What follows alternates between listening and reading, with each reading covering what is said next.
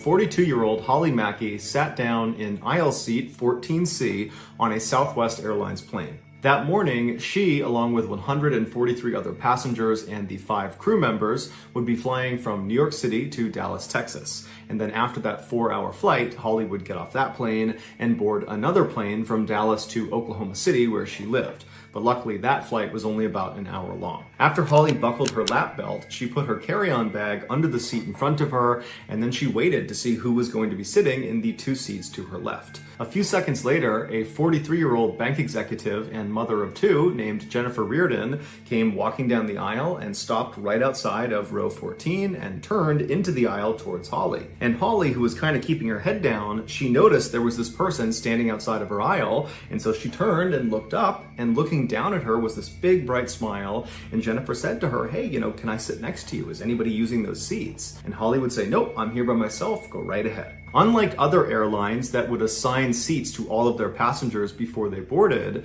Southwest Airlines has an open seating plan. What they do is they basically group passengers into boarding groups, but then once that group is on the plane, it's first come, first serve. After Jennifer slid past Holly and made her way to the window seat where she sat down, which was seat 14A, she buckled her lap belt, and then just like Holly, she took her carry-on bag and stuffed it under the seat in front of her, and then she pulled a paperback book out of her bag and started reading it. For the next few minutes, as more and more passengers came onto the plane, nobody took the seat between Holly and Jennifer, because generally speaking, people don't like riding in the middle seat if there is a window or aisle seat available, because it's just not very comfortable sitting between 2 people for hours at a time. But eventually, the only seats left were middle seats. And at some point, this preteen girl who had her head buried in her phone, she comes onto the plane and she works her way down and she stops outside of row 14 and she very politely asks Holly if she can sit between her and Jennifer.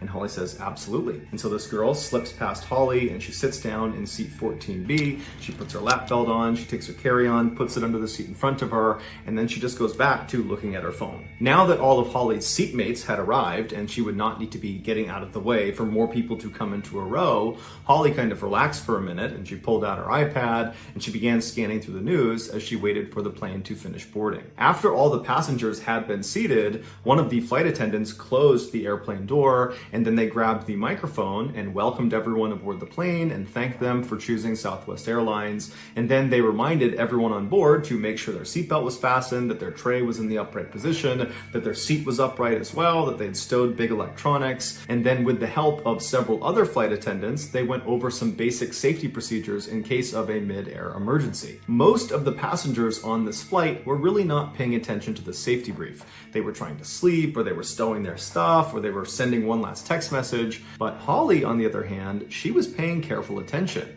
Now, this wasn't totally unusual for her. She was generally safety conscious, but for some reason on this flight, she just had a sense that something bad was about to happen. There was this deep sense of foreboding that she normally didn't feel on flights. And so she found herself really carefully paying attention to these procedures in case something did go wrong. After the brief was over, the attendant who was holding the microphone thanked everyone for listening and then said, "Sit back, relax, and enjoy your flight."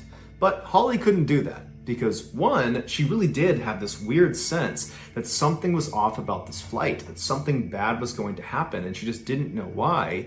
And then number 2, she remembered that she had drank this huge cup of iced coffee before she boarded the plane, and so now she really had to use the bathroom. But the plane had already begun taxiing over to the runway, and an attendant had told her she had to sit down. You can't go to the bathroom now, you gotta wait until we're up in the air. And so Holly, who was now feeling very mentally and physically uncomfortable, found herself kind of anxiously looking to her left out the window as the plane continued to taxi to the top of the runway. And then once the plane was set, it paused for a second, and then the engines fired, and Holly and the girl next to her and Jennifer all got sucked back into their seat as the plane began hurtling down the track. And so Holly, the girl, and Jennifer, they're all turned, they're looking out the window as the plane is just bombing straight ahead. They're watching the airport kind of disappear out of view, and then they feel the plane begin to get lift, and then they take off. As the plane rapidly ascended, Holly turned away from the window and just sat back and closed her eyes and was just picturing that moment when they reached their cruising altitude, and she would hear that chime in the cabin, and then the captain would come on the intercom and say, "We've reached our cruising altitude. It's now safe to get up and walk around," at which point Holly was going to run to the bathroom. And so when the plane finally got to a point where Holly felt like they were starting to level out, they probably were going to be at their cruising altitude soon, Holly preemptively undid her seatbelt and turned to face the aisle, getting ready for that chime in the cabin so she could get to the bathroom as soon as possible. But that chime didn't happen. Instead, when they reached their cruising altitude, the captain came on the intercom and she would tell everyone that they had reached their cruising altitude, but no one can leave their seats yet. They were expecting some fairly rough air, some turbulence. And so Holly was totally frustrated and disappointed, and she let out this audible grunt out of frustration. And Jennifer, who had her head in her book, she hears this grunt and she turns to look at Holly to make sure she's okay. And at the exact same time, Holly found herself kind of looking down and turning towards the window to look out the window, and she made eye contact with Jennifer. And immediately Holly recognized that Jennifer thought something was wrong with her, and she was kind of looking at her to make sure she was okay. And Holly just goes, "I really have to go to the bathroom." And so at this, the two women kind of laughed about Holly's plight because it was kind of funny that she desperately needed to go but wasn't allowed to. And so eventually Jennifer just said, "I'm sure they'll let you go soon." And then Jennifer went back to her book, and Holly went back to anxiously waiting to use the bathroom. And the girl sitting between them did not care at all. She was not listening to them. She didn't care. She had her head buried in her phone. After several minutes, Holly started to worry that it might be a while before she was allowed to get up and move around, because she's looking at the flight attendants and they're all buckled into their jump seats and they were hitting some turbulence. And so Holly's thinking, okay, I got to do something to take my mind off of this discomfort. Not only the physical discomfort of needing to use the bathroom, but also that strange foreboding. It just was not going away. And she didn't know what it was, but she just had the sense that something bad was going to happen. And so Holly decided she would do some work. And so at 11:04 a.m. Eastern, she reached down below the seat in front of her and began fishing around in her bag for her laptop. Before she could grab it, she heard two deafeningly loud sounds in rapid succession. The first was a popping sound that came from outside of the plane near the left wing. And the left wing was right outside of their window. And then she heard this whooshing sound that went through the entire cabin.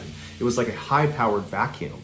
And then the entire cabin became freezing cold as the plane banked hard to the left. After all this happened, in this fraction of a second, Holly sat up, and it was like she was immediately in shock. She's looking out across the other seats, and she sees all those oxygen masks have deployed from the ceiling. People are screaming, the attendants are running up and down the aisle trying to help people put their masks on as the plane is hard banking to the left, and Holly just kind of robotically reaches out and grabs the mask right in front of her, and she tries to put it on, but despite having listened intently to the safety brief, it was like her hands didn't work, and she couldn't get the band to extend long enough to put it over her head. And so she's fumbling with this mask, still in shock. She can't believe this is actually happening. This is how she's gonna die. And then it's like she snaps out of it, and she forgets about the mask, and she turns left to make sure the girl and Jennifer were okay.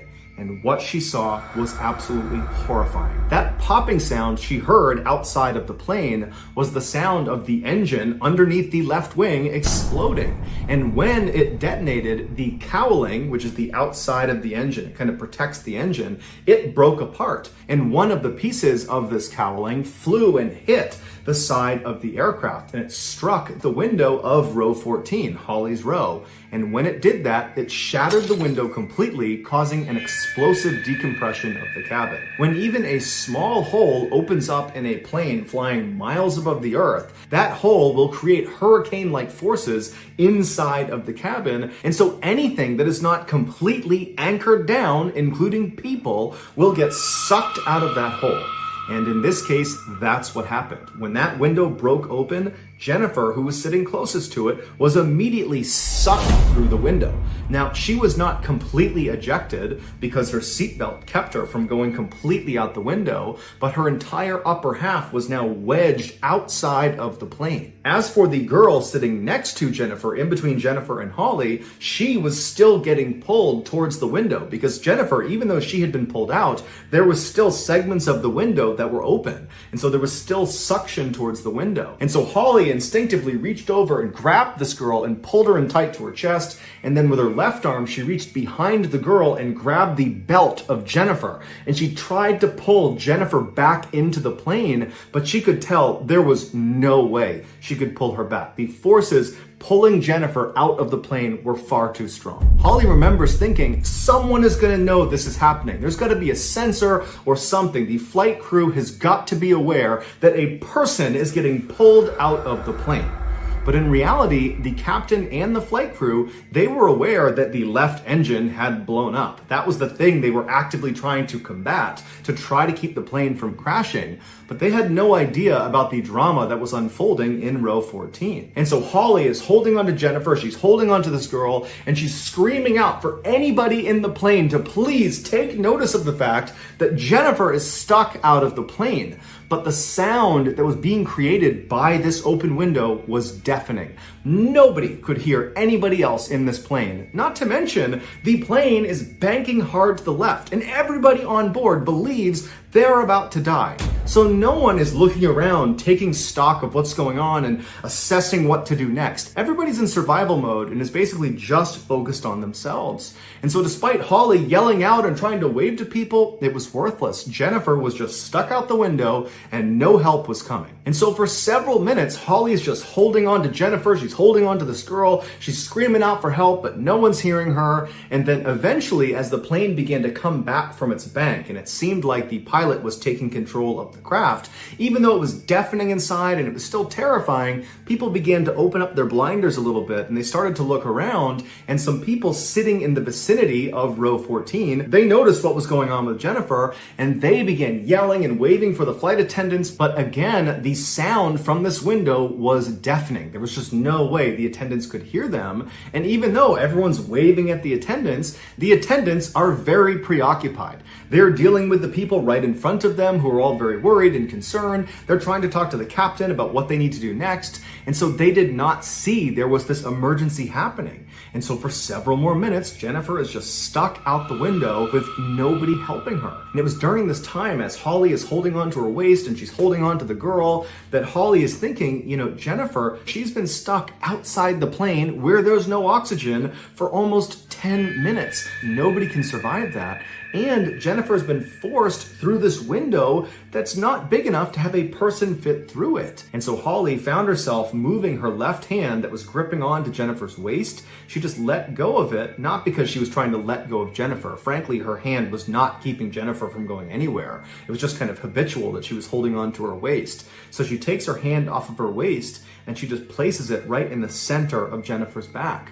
Like she was comforting Jennifer. She was showing Jennifer that you're not alone. We can't help you, but you're not alone. And the woman in row 15, an older woman, she saw Holly do this and she reached across and she put her hand on Holly's back.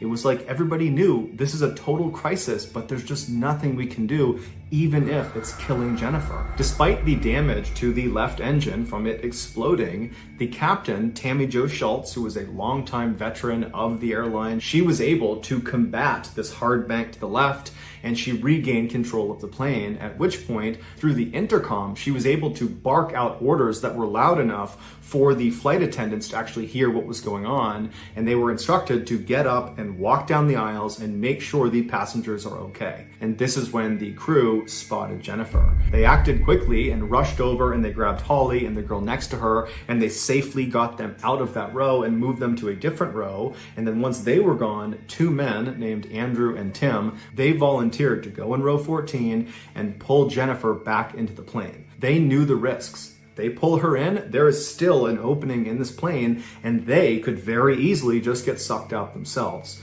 But they didn't care. They knew they needed to help this woman. And so without any hesitation, the two men walked into row 14, they got in position, and with all their might, they were able to pull Jennifer in, they got her into the aisle, and then the two men were able to leave row 14 without being sucked out. And so Jennifer is laying in the aisle, and a passenger who happened to be a nurse, who was named Peggy, she rushed over and she began performing CPR. At this point, Holly remembers looking around the cabin and seeing that everybody was just perfectly perfectly still. It was still deafeningly loud inside of the cabin because this window is still sucking air out. So it's very, very loud, but she's looking out and there was just this aura of calm inside the plane. No one was running around. No one was panicking. Everyone was just kind of sitting, watching as Peggy was trying to save Jennifer's life. At 11:21 a.m., so 17 minutes after that pop was heard outside of the plane, the captain of this plane is able to successfully perform an emergency landing at an airport in Philadelphia.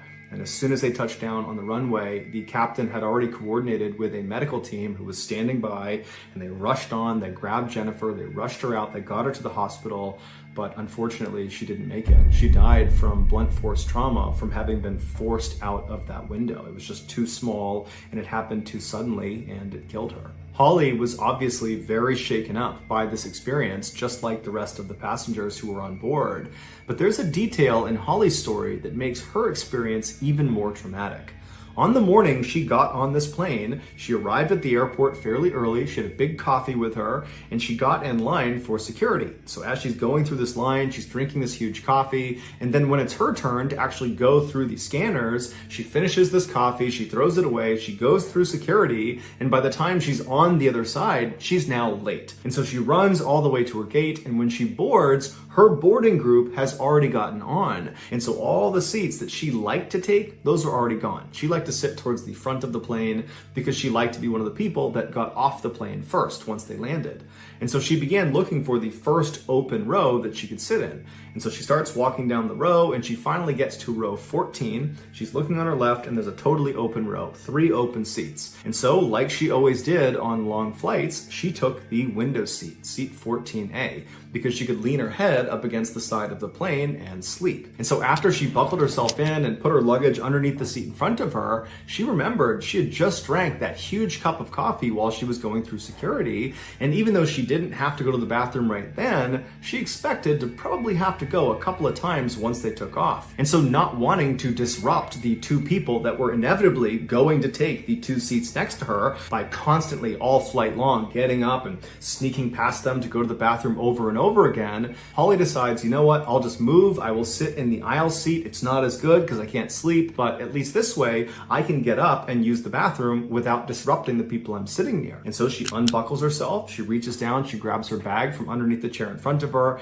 she stands up and she moves 2 seats over to the aisle seat of row 14. She sits down, she puts her seatbelt on, she puts her luggage under the seat in front of her there, and then as she's kind of getting herself situated, she sees someone has stopped right outside of row 14. And so she turns and looking down at her is the smiling face of Jennifer Reardon. And she says, hi, is anybody sitting next to you? Can I sit next to you? And Holly says, absolutely. And Jennifer sneaks past her and sits in the window seat. So that's going to do it, guys. If you got something out of today's episode and you haven't done this already, 46-year-old Thomas Montgomery was a company man. For the last 12 years, he had punched a time clock at Dynabrade Incorporated, a factory in upstate New York that made high-quality power tools, from industrial-grade sanders to wheel grinders. So, when Thomas woke up on a Monday morning early in May of 2005, his routine that day was pretty much the same as it had been for the more than 500 Mondays that had come before it. Hearing the alarm go off at around 5:30 a.m., Thomas automatically reached out an arm and shut it off before the sound could wake up Cindy, his wife of 16 years, who was sleeping in the bed next to him. Then Thomas got up, grabbed his work clothes, and headed for the bathroom. 15 minutes later, he was walking down the upstairs hallway of his family's modest 2-story house, past the bedrooms of his 2 daughters, one 12 years old and the other 14. After getting downstairs, he walked into the kitchen where he grabbed a cup of coffee and a quick bite to eat. As he sat at the kitchen table having his breakfast, he saw the family dog, Shadow, waiting at the back door, her tail slapping side to side. After he was done with his food and drink, Thomas pulled on a light jacket and a ball cap before opening the door and following Shadow outside into the chilly morning air. 15 minutes later, the dog was fed and back on her dog bed, the coffee cup and dirty breakfast plate were in the sink, and Thomas was climbing into his car and getting ready to back out of the driveway. But first, Thomas had to reach over his belly to pull on his seatbelt. And as he did this, he was reminded that he was a good 25 years and 50 pounds away from his physical prime, back when he was a U.S. Marine. Thomas had never seen combat while he was in the military, but his 6 years in the Marine Corps still gave Thomas a deep sense of pride. especially considering the fact that at the time, the United States Marine Corps was undertaking some of the most dangerous missions in the U.S. war against terror in Iraq. Pulling his mind back to the present, Thomas finally buckled his seatbelt, then started the car engine and backed out of the driveway onto the quiet residential street on the outskirts of Buffalo, the second largest city in New York State. After tuning the car radio to his favorite sports station, Thomas then headed north to pick up New York State Highway 5, which would take him to Clarence, New York, where Dynabrade was located. Settling back into the driver's seat, Thomas made the uneventful 12-mile drive from Cheektowaga, the town where he lived, to his company's factory and their surrounding sea of parking lots. Thomas found a parking spot shortly before 7 a.m., and then he hopped out of his car and walked inside the building to join the line of other Dynabrade machinists, all getting ready to clock in, put on their clear plastic safety glasses, and get to work. 8 long hours later, Thomas had clocked out and was back in his car headed home.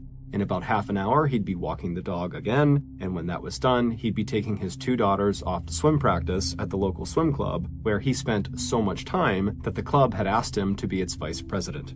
But as Thomas made the 20-minute drive back home, his thoughts had skipped ahead from swim practice and then dinner to how he planned to spend that evening. For years, Thomas had lived for his Friday nights. That was when he and some buddies from work got together to play poker. However, recently, Thomas had discovered a new hobby, one that was more exciting than poker, and one that he could enjoy every night of the week. Thomas had discovered an internet website called Pogo.com. Launched in 1998, Pogo was a platform that offered everything from Scrabble and Monopoly to card games like Blackjack. If you signed up for a membership, like Thomas had, you could skip most of the ads. Players used tokens rather than real money, but you could exchange those tokens for rewards and prizes of real monetary value. Players created usernames and online profiles, and not only could they play games against each other and with each other, but they could also use the chat room feature on Pogo that allowed them to message other players in their game, as well as other Pogo users that were outside of their particular game. While some of the chat rooms were technically listed as being just for kids, and there were other digital rooms that were just for adults, in reality, Pogo generally relied on its members and players to self-enforce the age restrictions. Thomas was aware that the site was used primarily by young people. He and his wife Cindy were both active in their local church, and as a Sunday school teacher himself, Thomas overheard his students talking about Pogo all the time. Thomas also knew that one of his younger co-workers at Dynabrade, a 22-year-old named Brian Barrett, was also a big Pogo user. In fact, it was Brian's offhanded mention of the site that had led Thomas to check it out in the first place. But after Thomas signed up for the site, and he saw how much fun it was to get to play cards every night, he quickly stopped caring about the fact that he was likely one of the oldest people on there. In fact, he didn't even think about it. He hopped into different games and chat rooms without so much as looking at the age restrictions on them. So, back on that Monday night in May of 2005, after Thomas had walked his dog and taken his kids to swim practice and had dinner, after all that, he shooed his 2 daughters off of the family computer in the living room, and with his wife Cindy sitting nearby in her usual spot on the sofa watching TV, Thomas made himself comfortable and logged into Pogo. Just typing in his screen name, which was Marine Sniper, gave him a sense of satisfaction. Thomas had never actually been a sniper in the Marine Corps, but the name reminded him of his glory days in the service. Usually, on Pogo, Thomas would just go straight to the Texas Hold'em poker rooms, but tonight he decided to play a little blackjack. But Thomas had hardly started looking at his first hand when he heard a ping and saw he'd gotten a direct message from another player with the screen name Tall Hot Blonde. Her private message just said to him, "You're in the wrong room. This room is for kids." Thomas had a moment of panic. He hadn't checked to see whether this chat room/game room was for kids or adults, and suddenly he wondered what would happen to him if it was revealed that he was a 40-something-year-old man playing with kids. Would he be kicked off of Pogo? Thomas did not want that to happen. Thomas loved Pogo. Playing these online card games and chatting with random strangers in the chat rooms had become an escape from the daily drudgery of his job and his routine. It also took his mind off the fact that in the last year or so, he'd had more and more problems with impotence, and that had put a strain on his marriage. His wife, Cindy, wanted to talk to him about it and spend more time together. Thomas, on the other hand, wanted to just ignore it and be left alone. So it didn't take Thomas long to decide how he was going to respond to Tall Hot Blonde's message. A second later, Thomas, aka Marine Sniper, wrote back, "Don't worry, I'm 18 years old. What about you? How old are you?" While Tall Hot Blonde didn't tell Marine Sniper her real name, she did tell him that she was a 17-year-old high school senior who lived in Western Virginia. She liked sports, and she played on her school's softball and basketball teams, and she wasn't sure yet what she was going to do after high school. "And what about him?" she typed. "Are you really a sniper?" Sitting there in front of the computer screen, Thomas felt a sudden, intense rush of excitement. The question had given him a very unexpected thrill. He would never meet this girl, and here he had an opportunity to play the part of his much more interesting and exciting and exaggerated younger self. So, Marine Sniper told Tall Hot Blonde that, yes, well, soon he would be a sniper. He was a Marine recruit for now who went by the nickname Tommy. He was about to start boot camp soon, then he would go to sniper school, and then after that he would deploy to combat in Iraq. By the time Thomas had shut down his computer 2 hours later, Tall Hot Blonde had sent him pictures of herself wearing a small yellow bikini that showed off both her curves and her flat belly. She'd eventually told him that her real name was Jessica, but she went by Jessie, spelled Jessi. She had one brother, and her family lived in a small house in the backwoods of West Virginia where nothing exciting happened, at least not since she had come in first place in a local beauty contest back in 2002. As Thomas turned out the downstairs lights and went upstairs to join Cindy in bed, he kept seeing those pictures of Jessie. With her wide smile, shoulder-length straight blonde hair, and long tanned legs, she more than lived up to the promise of her screen name. Thomas was already secretly hoping that the next time he logged on to Pogo, Tall Hot Blonde would be waiting for him. Thomas was still thinking about those pictures of Jessie when he woke up the next morning. And as soon as dinner that night was over, Thomas headed straight for the family computer. A minute later, he was on Pogo. Despite telling himself that this time he was just going to play a couple of hands of Texas Hold'em and then log off, Thomas kept clicking on his Pogo chat feature inbox, hoping he would see a private message come through from Tall Hot Blonde.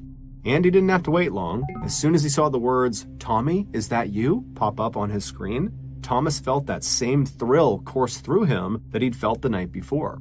And this time, there was no hesitation at all. Thomas began to add one lie after another to the fantastical story he told Tall Hot Blonde about Marine Sniper Tommy. After that, every night over the next few weeks, Marine Sniper and Tall Hot Blonde told each other intimate details about their lives. While the real Thomas Montgomery still got up early every morning to go to Dynabraid and spend 8 hours making components for power tools, in the evenings, he became the man he had dreamed of being. While Thomas was overweight and balding, Marine Sniper was 6 foot 2 inches tall and 190 pounds of pure muscle. While Thomas came home after work and walked the family dog and took his daughters to swim practice, Marine Sniper had the broad shoulders that Jessie had said she liked, along with a black belt in karate. While Thomas wore glasses and covered his bald spot with a ball cap, Marine Sniper looked a lot like a younger red-haired version of Hollywood heartthrob Harrison Ford. Soon, Jessie and Tommy had moved off of the Pogo chat feature and had started emailing each other and using Yahoo's instant messaging feature. Jessie's instant messenger name was Peaches0617, while Thomas went by Tommy Loves WV Fox. WV Fox stood for West Virginia Fox, clearly an allusion to Jessie. When Jessie finally asked Tommy to send her a picture, Thomas sent the headshot of himself that was taken almost 30 years earlier when he had graduated from boot camp. Even though it seemed fairly obvious that his picture was very out of date, Jessie didn't care. She was totally infatuated, and her fascination only grew as Thomas started concocting a tragic and hard-luck backstory for Tommy that would make Jessie feel protective and sympathetic. According to Thomas, Tommy's father had also been a Marine. Tommy's mother had died of cancer, and that had been such a terrible blow that Tommy's life had gone completely off the rails. In fact, his decision to join the Marines and become a sniper was so he could finally just make a fresh start with his life after a high school cheerleader had threatened to ruin his life by accusing him of rape. When Thomas told Jesse that before meeting her online, his plan had been to commit suicide in Iraq, Jesse had begged Tommy to stay alive for her sake. Jesse worried endlessly about Tommy's safety, and she told him again and again that despite whatever mistakes he had made in the past, she was proud of him and would always stand by him. After reading that, Tommy told Jesse that the Marine motto, Semper Fidelis, which means always faithful, should be their motto too. Over the next 6 months, both Thomas and Jesse would become completely obsessed with their relationship, to the point where it was the only thing either of them ever thought about. Unlike 46-year-old Thomas, who struggled with impotence, 18-year-old Marine sniper told Jesse that he had 9 inches worth of endowment. Meanwhile, Jesse sent Tommy dozens of pictures of herself. However, none of them were her in the nude. She was always wearing clothes or a bathing suit. But to Thomas, the hours he spent wondering what was under those bathing suits made her photos even more enticing. There was one picture in particular, the camera peeking up under her miniskirt from behind, that really stirred Thomas's imagination. Within weeks of meeting each other, Thomas and Jesse were having virtual sex every night, and Jesse was telling Tommy that she loved him.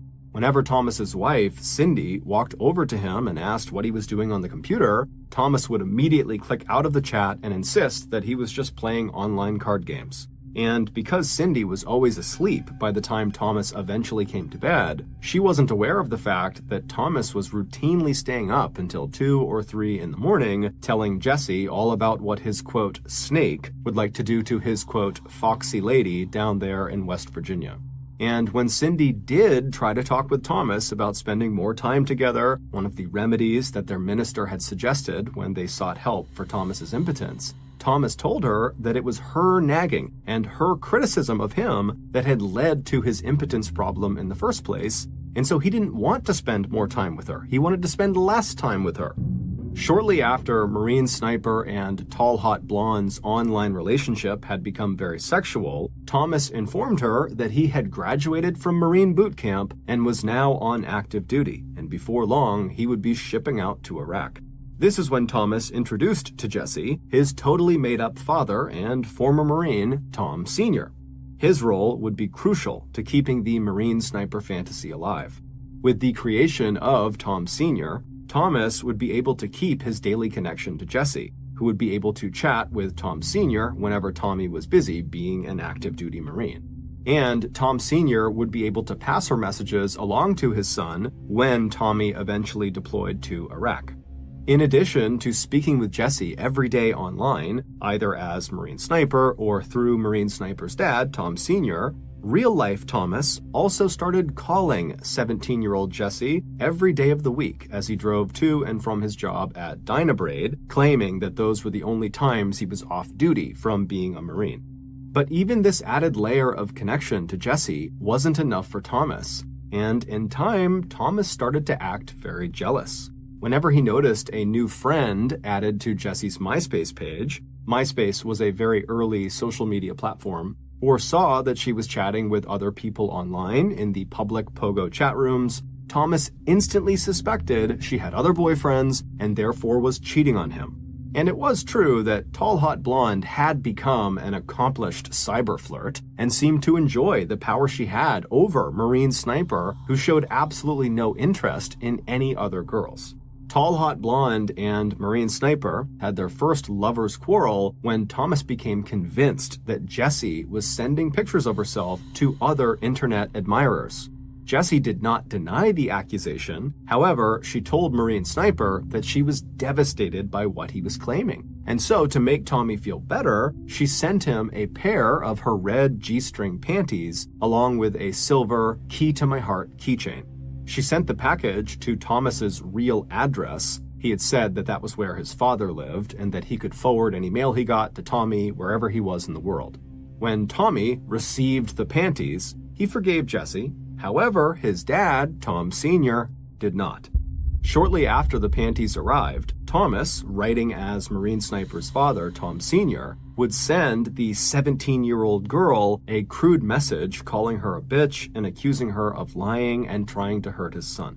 One evening, just before Christmas in December of 2005, so 7 months after first meeting Jesse on Pogo.com, Thomas once again chased his daughters off of the family computer and sat down to log into his Yahoo Instant Message account.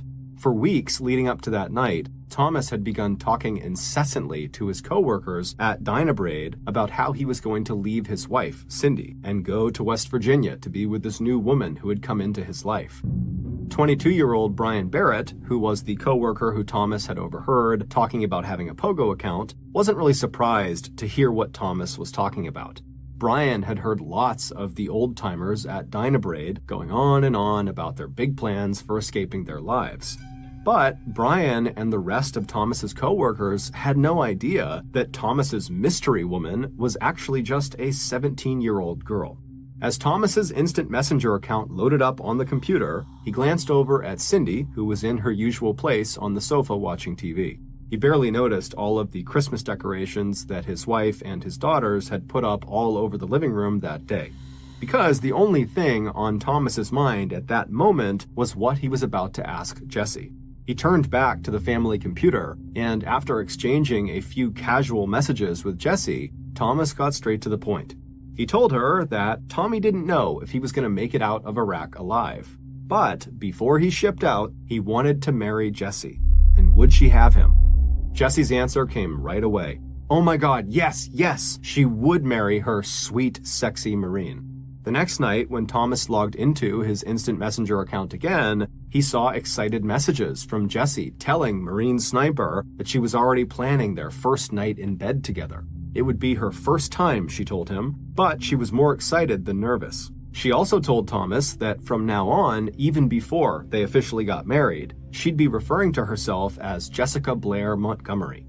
Days later, another package of Jesse's panties arrived at the Montgomery house, and along with them was a set of engraved dog tags that read Tom and Jesse, always and forever. Rationally speaking, Thomas knew that there was no way he could ever marry 17-year-old Jesse. But at the same time, he just could not accept that at some point he would have to give up not just Jesse, but Tommy, the Marine Sniper. And so, at some point, shortly after asking her to marry him, Thomas made up his mind. He decided he would find a way to marry Jesse and have a real life with her outside of the internet. And to do that, he needed to become 18-year-old Marine Sniper Tommy. And so, on January 2nd, 2006, while he was on a break at Diuretic, he pulled out a piece of stationery with the company logo at the top and wrote a letter that was part New Year's resolution and part manifesto describing this vision he had for the future. It read, on January 2, 2006, Tom Montgomery, 46 years old, ceases to exist and is replaced by an 18-year-old battle-scarred Marine. He is moving to West Virginia to be with the love of his life. Thomas also wrote in this strange letter that Marine Sniper had more than $2 million and would use that money to take care of Cindy and his 2 daughters, as well as help him build his new life with Jesse. At the end of this note, Thomas wrote, quote, I wish I would know the exact time I would change to new Tom so I can prepare for it. After he signed his name to this letter, Thomas folded the piece of paper up and locked it in the toolbox he kept at work. In mid-March 2006, so 2 months after Thomas penned this New Year's resolution/manifesto, one of his daughters, who was home from school and waiting for her mom and her dad to get home, was researching an assignment on the family computer when she heard a ping. Thomas had accidentally forgot to log out of his instant message account before he left for work that morning.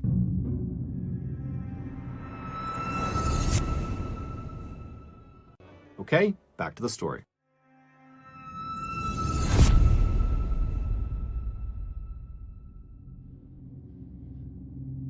And so the message that his daughter received came from Jesse, tall, hot blonde, and it was very sexually explicit and was clearly intended for Thomas. Thomas's daughter stared at the message, shocked. Could it really be for her father? Feeling sick, she pushed herself away from the computer and she called her mom, telling her there was something she needed to come home and look at. Hearing the strain in her daughter's voice, Cindy left work, and 15 minutes later, she was sitting at the family computer, scrolling through the hundreds of emails that her husband had written to a girl who went by the names Tall Hot Blonde and Peaches0617. Horrified, Cindy finally turned away from the computer and went upstairs and started searching through her husband's drawers and closet, where she would find a treasure trove of handwritten letters and pictures, lingerie, and a set of dog tags engraved with Tom and Jesse, always and forever. When Thomas finally pulled into the driveway that night, Cindy was waiting for him inside. As the mother of 2 teenage daughters, she could not believe that her husband had tricked and seduced a teenage girl who had never even been outside of the state of West Virginia into falling in love with an 18-year-old Marine who did not even exist.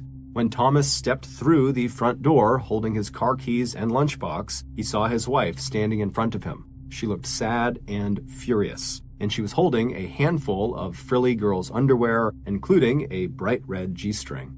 Thomas knew, like a punch right to his stomach, that his wife knew his secret. And when he tried to act surprised, like he had no idea what Cindy was holding out to him, even trying to step around her into the hallway, Cindy was not convinced even for a second. Instead, she walked over to the family computer and began reciting out loud some of the lewd things Thomas had sent Jesse. Cindy told Thomas that what he was doing and what he had done was not only totally inappropriate and totally disgusting, but it was likely illegal. Jesse was a minor. And if that wasn't enough, Cindy told Thomas that his own teenage daughter had been the one to discover this raunchy affair. Cindy told her husband that he only had 2 options: give up this totally inappropriate, bizarre fantasy, or they could get divorced. As he stood there in stunned and guilty silence, Cindy told him that for now, he just needed to go away. Go walk the dog, go cut the grass, anything. But right now, she couldn't even stand to be near him. Thomas said nothing and turned around and walked back outside. As soon as Cindy was alone, she sat down at the kitchen table and composed a careful letter to Jesse. And as she slipped it inside of an envelope, she also enclosed a recent picture of the Montgomery family. "Let me introduce you to these people," Cindy had written. "The man in the center is Tom, my husband since 1989. He is 46 years old, and here are our 2 daughters, 12 and 14 years old." Cindy told Jesse that there is no Tommy, there is no Marine sniper. Cindy closed the note with a piece of advice for Jesse: do not trust the words you read on a computer. When Jesse got Cindy's letter, she was completely crushed. Before breaking off all contact with the 46-year-old man she now knew had been posing as Marine Sniper, she sent Thomas a series of furious and hurt messages asking him how he could have done this to her and telling him he should have to go to jail for what he had done. For his part, Thomas, who still lived in the same house with his wife and daughters but slept in the basement, told Jesse he was sorry and that he never meant to hurt her. And Thomas told his wife Cindy that although he was totally ashamed of what he had done to her and to the family, he was relieved that she had found out, because the guilt and the stress of this double life had become an unbearable burden. And for the next 6 weeks, even though Thomas still occasionally logged onto Pogo.com to play cards, he did not hear another word from Tall Hot Blonde. But it would turn out, despite no longer communicating with Thomas, Jesse was nowhere near forgetting or forgiving what Thomas had done to her. She also began to wonder if maybe the letter she had received from Cindy was a trick. Maybe, thought Jesse, Cindy was really another girl who was also in love with Marine Sniper, and maybe Cindy had made up that whole story about Tommy being 46 years old and married with kids so that Cindy could have Tommy all to herself. Within 2 weeks of getting Cindy's letter and the picture of the Montgomery family, Jesse was back on Pogo, but this time she was looking for friends of Marine Sniper who could tell her the truth about him. On April 17th, Jesse got her answer.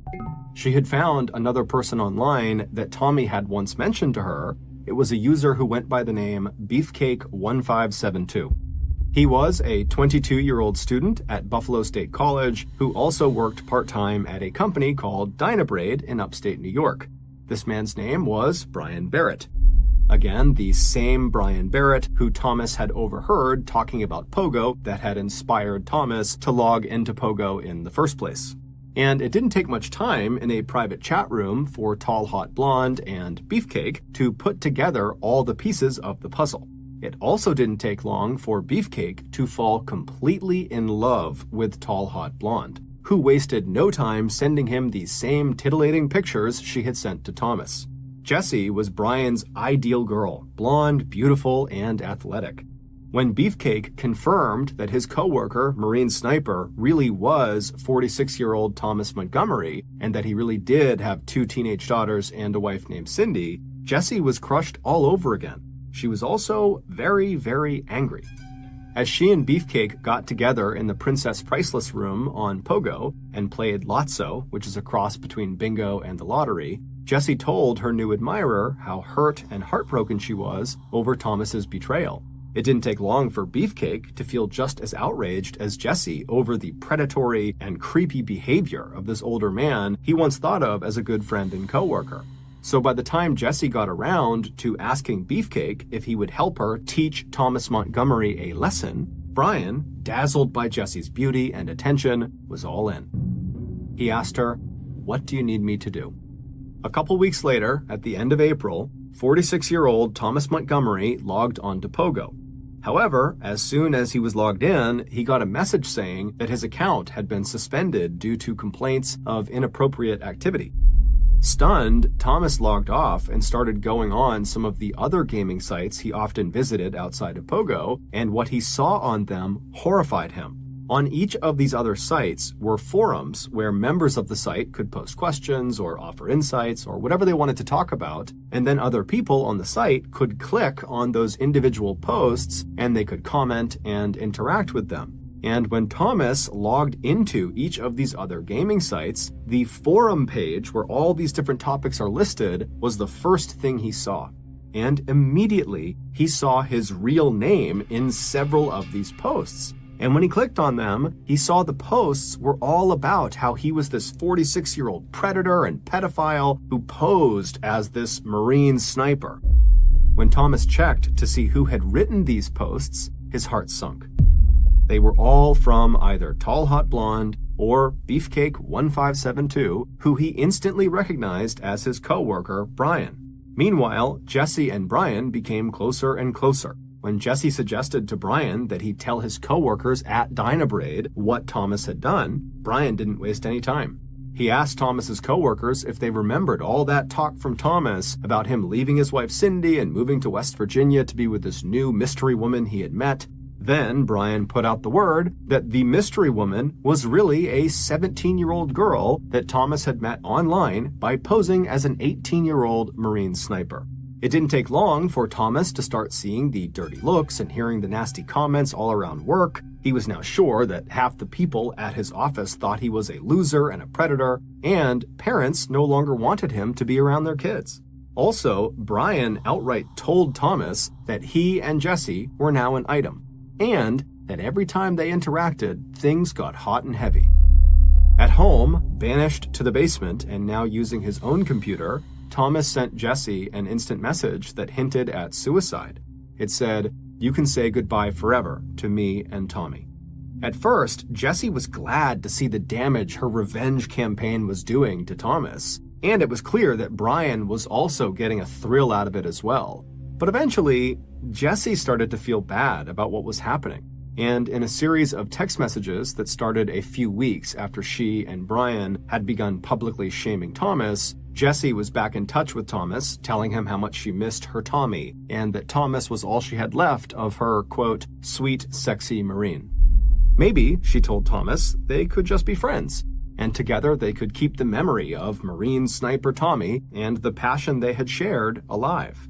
But despite Thomas agreeing to this just be friends arrangement, his relationship with Jessie pretty much immediately became very sexual and intimate again, except now it was not just Thomas and Jessie, it was Thomas, Jessie, and Brian. Despite Jessie's promise to Thomas that she would end her relationship with Brian, she didn't, and instead she began going back and forth between the two men. And so in time, the hours that she and Thomas would spend messaging each other late into the night and early morning veered crazily between declarations of love and jealous outbursts from Thomas, who kept seeing Brian's username pop up alongside Tall Hot Blonde on Pogo, other gaming sites, and on Jesse's MySpace page. Meanwhile, the tension between Thomas and Brian when they were at Dynabraid together was palpable. Thomas was furious with Brian, not only for interfering with his relationship with Jesse, but for also very publicly humiliating him. And Brian, who had developed real feelings for Jesse, had become furious with Thomas and felt like he really was a predator and a pedophile and should just go away. Thomas and Brian would openly argue and fight with each other at work, and then when they went home, they would get online and spend hours accusing each other of telling lies about their relationship with Jesse. But by mid-May, Brian was just tired of the drama. And so he told Thomas that he was just going to go to West Virginia and he was going to see Jesse in person and likely become intimate with her in person, and then she would be all his. Even though Jesse told Brian, no, do not make a trip to West Virginia, the damage to Thomas was done. From that moment forward, Thomas became obsessed with the idea that Jesse and Brian were going to take their relationship out of the cyber world, where Thomas felt like he had a chance with Jesse, into the real world, where 46-year-old Thomas stood no chance. By early September 2006, this obsession had made it impossible for Thomas to be even remotely civil with Jesse. His messages to her had become so crude and so violent that Jesse had just begun to ignore them. And when she did this, it only made Thomas more angry and more obsessed. At 10:16 p.m. on the night of September 15th, 2006, Brian clocked out of his shift at Dynabraid. It was 63 degrees Fahrenheit and cloudy outside. The quiet and the light northeast breeze were a welcome relief after the noise and bright lights inside the machine shop. As Brian walked across the nearly vacant parking lot, he kept his head down and fished his car keys out of his pocket. When he got to his white pickup truck, he polished a small smudge off the driver's side door before opening it up and hopping inside. Before Brian put his keys into the ignition, he paused and noticed that the back left side of his truck seemed to be sagging slightly. But before he could figure out why it was doing that, he noticed off to his left in his peripheral vision, a shadowy figure was moving across the lot toward him. 2 days later, early on Monday morning, September 18th, Clarence, New York police got a 911 call from the security guard at the Dynabraid equipment factory. He just found the body of a young man who'd been shot dead at close range inside of his white truck that was parked in the Dynabraid parking lot. By the time the police arrived, so too had the first shift of Dynabraid workers. As the police set up a perimeter around the crime scene, co-workers stood by in total disbelief. Based on interviews with Brian's family who had not seen him all weekend, and with his co-workers who identified his truck and his body, along with records that showed when Brian had last left the Dynabraid factory, it only took police a few hours to come up with a preliminary theory about what had happened. Whoever killed Brian must have taken the young man by surprise. Brian sat slumped in the driver's seat of the truck, leaning slightly towards his right, away from the closed window with the 3 bullet holes punched through it. There were bullet wounds in his upper left arm and jaw, and a gaping hole in the left side of his neck. Police noticed that Brian's back left tire on his truck was flat, and when they checked, they saw someone had punctured it with a knife. Also, a .30 caliber carbine rifle shell casing, as well as a peach pit, were discovered at the scene of the crime. Brian's family was devastated. They had absolutely no idea who might have wanted to harm their eldest child.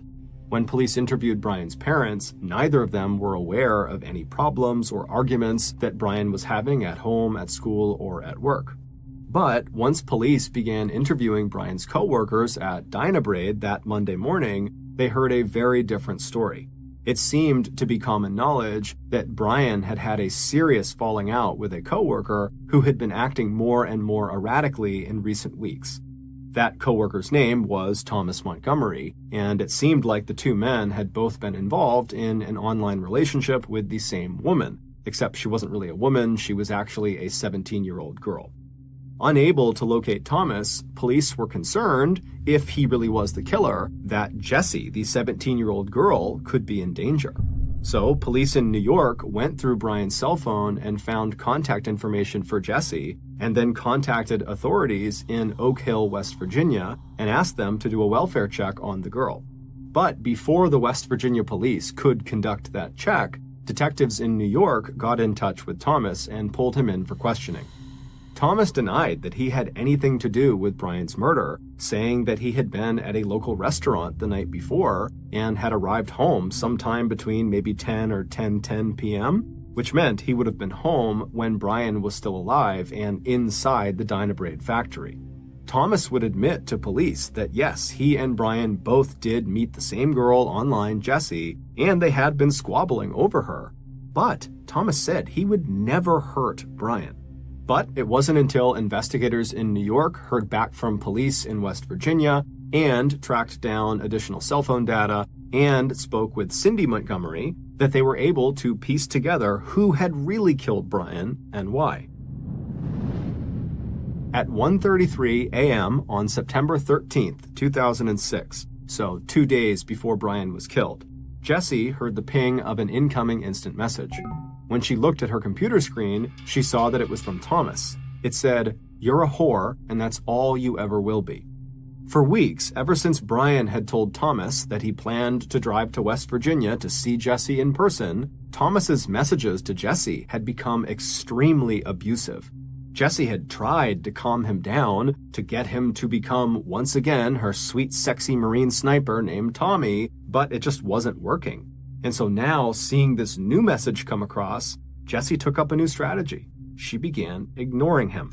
And this drove Thomas mad. A day later, on September 14th, Jessie heard the ping of yet another incoming message, asking her if she planned to have sex with one of her boyfriends that day. Again, Jessie just ignored him. A day after that, early on the morning of Friday, September 15th, the day Brian was killed, Thomas woke Jessie up with a phone call, screaming at her in an uncontrollable rage.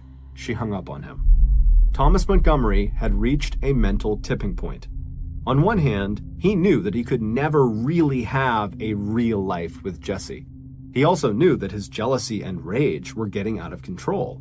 But the same part of him that had written out that New Year's resolution/manifesto back on January 2nd, 2006, felt that he still possessed somewhere inside the young Marine sniper whom Jessie had loved and who represented to Thomas the best version of himself.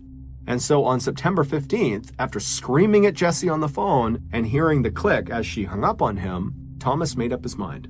He had waited long enough for his transformation from middle-aged machinist with a wife and 2 daughters into that battle-hardened Marine sniper who could and would defend what was his.